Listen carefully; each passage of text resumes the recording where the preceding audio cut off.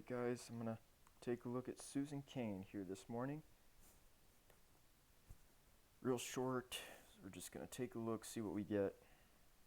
In that I looked around at the culture and I saw that so many of the people... A new culture called the culture of personality in our culture. The culture that we're promoting right now.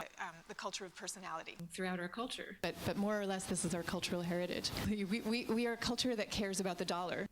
Because what I hear from people all the time is, until recently, they have not felt that they had the permission to be their true selves and to use their true gifts. And so hopefully that's what we're in the process of undoing as a culture right now.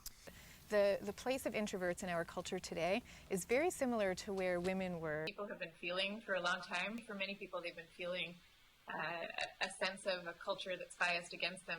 They would think before they acted. All these things that in our culture are seen as sort of second-class traits. The very behavioral style that our culture excoriates in introverts is actually a boon when it comes time to sitting down and solving problems and strategizing and thinking things through. To teach empathy to their caregivers. What are you all truly feeling? What are you going through right now?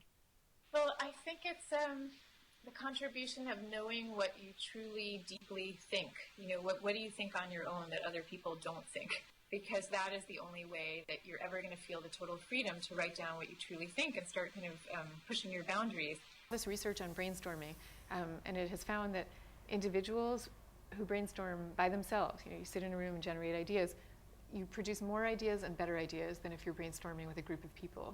Before any meeting, you're going to go off by yourself and actually prepare for the meeting by doing deep thought. What makes for really true and great art is when the artist or the writer or whatever is sharing some kind of a deep truth. And there are some deep truths that aren't really ready to be performed yet because maybe they feel too personal.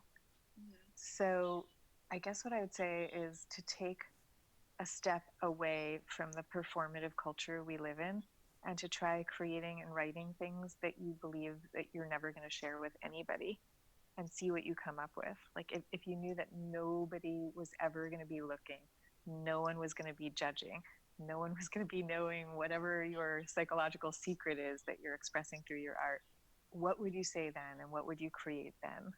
And see what happens. Like so you're never going to put it online. See what happens. And you might find you come up with things that don't feel safe to share today, but might feel safe to share in a year or in 10 years or whatever. But it's really important to go through that process because that's how you get in the creative habit of telling the truth about what you really think. And that's the whole reason that as humans, we look to the creative people among us. We're looking for the truth.